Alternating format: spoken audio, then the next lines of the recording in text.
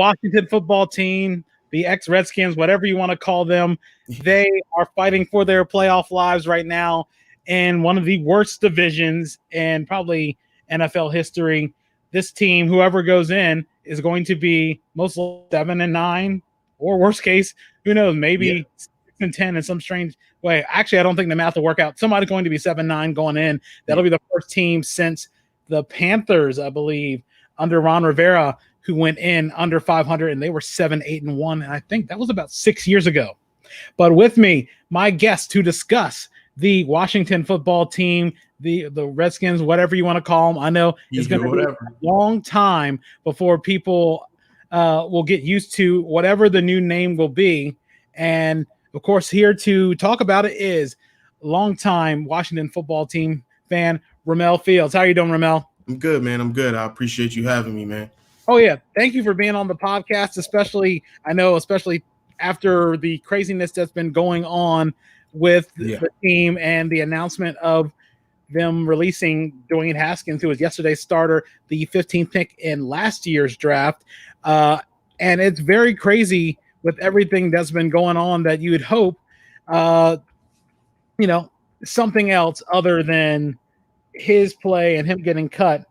Not even a week before the season ends. Yeah, before the end of the season. Yeah, it's a very unusual circumstance, especially you never see anybody get cut that badly unless some guy off the street or lower tier player. But to be the guy starting and then get cut the next day, not even finish out the whole season, that's pretty disappointing and pretty sad. Hmm. Yeah, I think obviously Sunday, what was it, Sunday night at the strip club, that incident, I think that was pretty much the beginning of the end. We know he's had some, off-field issues.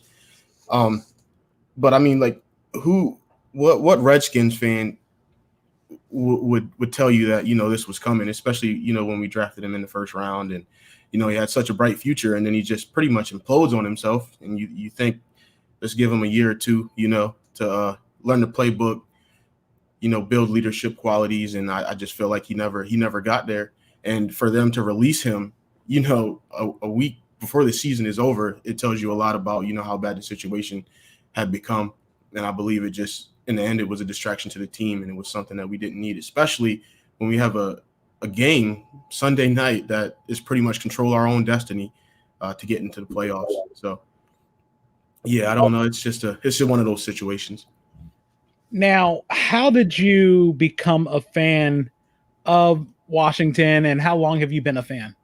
I've been a fan pretty much as long as I can remember. I'm 04, 03, I believe, back to Mark Brunell days with Clinton Portis, Santana Moss, Champ Bailey, all those guys. I remember playing Madden 2004 with the Redskins. So pretty much as long as I can remember, my grandma used to always have the games on Sundays. We would go to church, and then, by the time we got home, the game was on, and that's just what we did. And it went from there. And it's actually interesting because my grandfather is actually a Cowboys fan. So they go back and forth a lot on the daily, especially, this year where, it's so wide open. You have no idea who's going to win. And it's as bad as the division is, it's definitely been nerve wracking. It's been a roller coaster year for sure.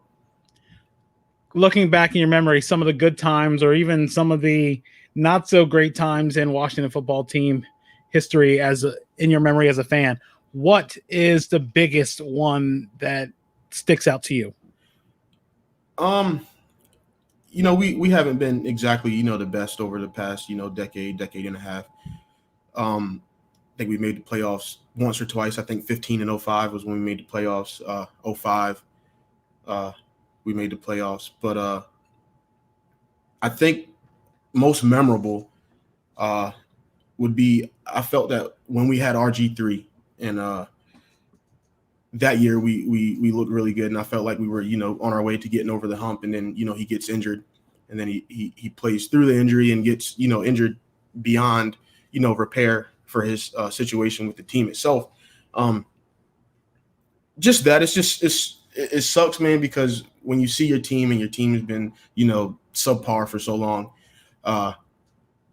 you feel good about, how good your team is playing, and then, it's pretty much stripped from you because your quarterback was your star player. So, yeah, I'd say probably probably that year would probably be the most memorable for me. And I always think about that, and I've always told people, so this, rolling in your quarterback's career, especially with all the talk that Shanahan was going to quit before it started going on that winning streak. Plus, if you thought that Kirk Cousins was going to be the guy, why not bench RG3 up 14-0? Yeah, and then take your chances with Cousins. If that way Cousins, for good or for bad, still could have been capable. He showed it against that one game that RG3 was out against Cleveland. And Kirk Cousins, he turned out to be a good quarterback, and I think if you look back on it from an organization standpoint, a lot of things could have been done differently. Obviously, wanting to win is definitely at the top of the goals, but player safety and especially keeping a player healthy and getting him to the point where he can go back on the field and perform without re-injuring himself, especially in that situation, because I feel like that derailed his career for the most part, because I think he had a few years that he would have gave us that were in his prime, and I think we could have been to the playoffs and possibly been a Super Bowl contender at some point. What's unique about that division is that nobody has won that division 2 years in a row since the tail run of the Eagles' 4 consecutive division titles in 2004. Ever since 2005, no one has won it in back-to-back years. Yeah, it's been a really weird situation. I mean, like I said, like this year, man, you just never really know. It's one of those divisions where a team can be clearly better than the other team in the division, and it can still be an upset, and nobody would bat an eye just because it's so wide open. But yeah, I my nerves right now, to tell you, like we've had 2 weeks here now where we could have just won the game, and sealed up the division title. But Sunday night is going to be, it's going to be fun. I mean, and if we lose, it's just one of those things, man. We're so, as Redskins fans, we're just used, to the disappointment. But I mean, we're close. I believe we're close to getting over the hump. I believe Rivera's brought in definitely a better culture for the team. So I think we're going in the right direction. What were the expectations coming in? I know everybody was thinking this is a rebuild year, especially after the disaster of Bill Callahan and Jay Gruden coaching, really basically 2 different halves of the season. Mm-hmm. What were you thinking once the Rivera hire was made, and what were expectations? I know that you can see sometimes the delusional Redskins fan base will say, okay, we're going to playoffs, but this team was far from anywhere near close to be competitive. I mean, this is a bit of a surprise. Well, yeah, of course. I mean, especially in the preseason rankings had us actually bottom, I think, last in the division. It started off with the Cowboys and Eagles, obviously, being the favorites to win the division. And then the Giants just come out of nowhere, mid-season and make a push for it. So you just you never really know. I mean, I didn't expect, Dwayne Haskins to, like I said, implode on himself. We've had 3 different quarterbacks, 4 now, Sunday, if you count Sunday. So to say I had high expectations, I would be lying to you. I'm definitely impressed with where we are. But like I said, I do think we're moving in the right direction. I think Sunday is going to be a big step in continuing to move in that right direction and push over to, the playoff drought. And we'll just go from there, man. We'll get in the playoffs and we'll see what happens. Our defense is fantastic. So we've just found ways to, win games, to still be in the hunt. And that's just that we're here. Here we are. So we just got to seize the moment. Was there a point during the season you're thinking they're making the playoffs? When we beat the Steelers, when we beat Pittsburgh, I felt really good about that. You see a lot of different things in that game. The offense playing well. The defense really, really came out that game. And I think that's when we really solidified those young guys up front. I mean, we've been building that defensive line for years now, like from Sweat to Young to Payne to Allen. I mean, we've been building that. Even Kerrigan, I remember when we drafted Kerrigan And, you know, I've seen a bunch of Redskins fans, you know, saying, oh, why are we drafting defensive players and that? Well, here it is. It's paying off. Now we just need to put something on the other side of the ball and help the defense out, because we're gonna limit people point wise if we play, you know, how we're supposed to play. That was a stark contrast. Oh, and not to cut you off, but that was a stark contrast compared to a few years ago where they kept loading up on offense and they couldn't get the defensive side settled. Yep. And then by the time they did, it was a bunch of busts: Bakari Rambo, Philip Thomas, a whole bunch, David Amerson, all those guys. And now it's finally paying off. Again, competent front office, competent coaching, and it's good to see somebody like I can't think of his name, the safety. I was got Landon Collins back there. I believe Kendall Fuller may have moved back there. Mm-hmm. So and that's our secondary is what I'm most, you know, proud of. We you know, shored that up a little bit on the back end, because our front line had never really been, you know, the issue. We've been, you know, building blocks, like I said, building that up over a few years now, but the secondary is really where you need help. And like I mean, they always say defense wins championships. So I think you start with a good base on defense like we have, and then you build from there. Yeah, definitely. Was there a point you were concerned that this team's not making the playoffs? Yep, yesterday. Yep. After I actually really thought we were going to win the game yesterday, and that's probably selfish of me to think that, but I thought we were going to win that pretty handily, but you never know. So right now I'm feeling it, like I said, because we control our own destiny. We win, we're in. We lose, and you know, we try again next year. So yesterday was definitely a point where I said, okay, we got to take care of business, or you know, we're going home. And we've had it for 2 weeks now, so it'll be highly disappointing if we do, you know, let that playoff spot slip. If they make the playoffs, who's the team do you feel like Washington matches up the best with? You know, it's funny you asked that. I think we match up well, you know, with most teams, because our front, you know, four can rush the passer. And I think anytime you can put pressure on a quarterback, whether it be Brady, Mahomes, Rodgers, you know, I think you have a better chance of beating them.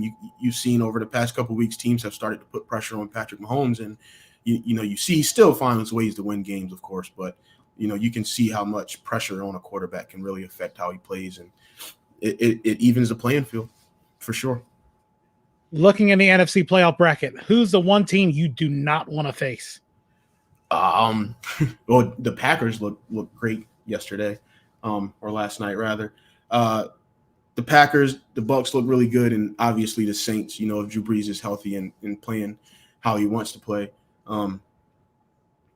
I feel bad, you know, for the other conference, because I mean, the Chiefs. Who wants to see the Chiefs in the playoffs? You answer me that. Who wants to see the Chiefs? So, I mean, on our side, I think the Packers are definitely going to be, you know, the team to beat in the NFC. Did you think at one point that Haskins was going to be the future? And to you, what do you think really the biggest issue was in his brief tenure here? Most quarterbacks, I mean, even Heath Schuler got 3 years. Gus Frerotte, even before Gus Frerotte basically took the job from him. And you look at all the other guys who are drafted. RG3 was here for at least 5 years. Yep. And even though 4 of those years he actually played, I mean, it is a alarming thing to see, especially that pick was not made by the previous regime. That was not made by Rivera. That was made by the owner. And that's been an issue about Dan Snyder's interference with this franchise. Yeah, you know, I thought he would. I mean, you draft a quarterback in the first round, you obviously want to get some, you know, production out of him. I just think the issue, I believe, is it just comes down to maturity. I mean, there's no reason you should be going to the strip club. I mean, without a mask. Besides that point, there's no reason you should be going out to the club after you just got beaten. You played terrible. I think all of the off-field issues that he's had. I mean, you saw in the beginning of the season when he actually dropped down pretty far in the depth chart, I believe, behind a practice squad guy. And I mean, Rivera's a great coach, so he wouldn't do anything like that, you know, for no reason. So I think that kind of foreshadowed what we would see, you know, this week. Maturities, like I said, is a big thing. I just think he's just young, and some players just don't translate well to that lifestyle. They can't handle it. They don't have the discipline, you know, to know what to do and what not to do. And not to do it. So I just think in the end, maturity definitely was his downfall. Do you see in him making another NFL squad? I mean, there have been guys who've gotten second chances even this bad. I mean, Ryan Mallett was on a couple of teams, and that's who I compare Haskins to. Ryan Mallett with talent. That's basically the best way that I could describe him. And maybe Mallett's not in the league now, but if you look, I mean, if you look at his college highlights, there's definitely potential there, and I do believe he'll be picked up by another team. But somebody in his corner, whether it be his parents or whoever is in his ear, has to let him know that he has to mature up a little. And like I said, I believe he'll get picked up. He has the ability, the potential's there. I believe if he focuses on the playbook, and because he in the off season he was posting his workout videos and all this and all that, but it didn't translate to the field. So he just got to get back in the gym, get to it, and take advantage of the next opportunity he gets if he gets one. Yeah, I heard a lot of people saying Jamarcus Russell, but the problem was this. Haskins came in shape. Yeah. Haskins has the ability. Yeah. Maybe it's just he didn't work hard. But other than that, I even used a comparison. I saw a lot of Redskins Donovan McNabb where short hopping passes didn't work hard, wasn't listening to coaches, even though people were saying Haskins improved, his work, but it wasn't good enough to the point where, they could even think of him as a starter. Yeah, I believe KD had a nice quote. It was hard work beats talent when talent doesn't work hard. And I think that's perfectly, suiting for this situation, because you kind of get into that thing where you're so athletic and you do this and you do that. And congrats for everything he did, at Ohio State. And it was great, but you have to continue to build on that, especially in the NFL. These are grown men. People in the defense get paid millions of dollars to stop you from doing what you want to do. So you have to continue to improve. You have to know the playbook. You have to be a leader. And I just feel like he wasn't a leader. And that all comes back to maturity at the end of the day. Looking at Super Bowl predictions, who do you have coming out of the NFC? Who do you have coming out of the AFC? And I believe we're gonna have a Chiefs-Packers Super Bowl, and I believe the Chiefs are gonna repeat, because I just don't think that Green Bay defense is gonna be enough to contain Mahomes. We've seen Mahomes make mistakes in the Super Bowl. We've seen him be down 24-0 in Houston. He was down to the Titans. I mean, that whole team as a whole is just, so resilient. They've been the favorites all year. I don't see any reason it would change now. Just because they don't look as good, as they have. They're still finding ways to win games. And at the end of the day, what you want to do is you want to win games. So I believe it'll be, Chiefs Packers, and I believe Chiefs will come out on top. 31-21 would be a final score for me. And 52 points total in a Super Bowl. That's, a lot of people. People are thinking it's going to be like 90 points or so, and it's just going to be a track meet. But you never know. Once it comes to the playoffs, everything changes.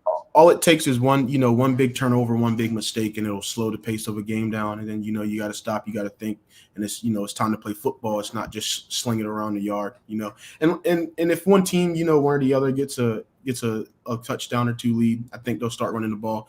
Aaron Jones is a great running back. Le'Veon and hopefully Edwards-Helaire is healthy at that point. So they both have decent running games. I believe Le'Veon is just a tad better for that situation. Ground and pound at the end of the game. But hey, both of them, they got a 1-2 punch. We saw last night. Dylan from the Packers, he was looking pretty good. And I think they have a good backfield and depth. So it's going to be a good game regardless. Both of those teams are hot right now going into the playoffs. So, we'll see. We'll see what happens. As we wrap this up, and I really do appreciate it, what are ways people can reach out to you on social media, and what are, and if people just want to, discuss Washington and what's left of this season, and really, their thoughts on the season as well. How can people reach out to you? Yeah, well, I'm sure you're going to be able to find me on here. You're going to tag me in the video, Ramel Fields. I'm actually in a lot of talk groups for the Redskins. IG, Twitter is O'Malley_Inc. INC. And that's really all I have, man. I'm not on too much. I don't get on too much. Try to stay out of the way for the most part. I was going to joke and say, yeah, a millennial that doesn't get on social media a lot. I mean, that feels like it's more my age group, the upper millennials, the 30. I'm not on there as much. I'm on my phone a lot. I will, I'm a scroller. I'm more of a scroller than a poster. So I'm not on there as much to post, just to, see what's going on, just to keep myself informed. Well, I really appreciate it, Ramel. Thank you so much. We'll continue this conversation off the air again for you guys. Thanks so much.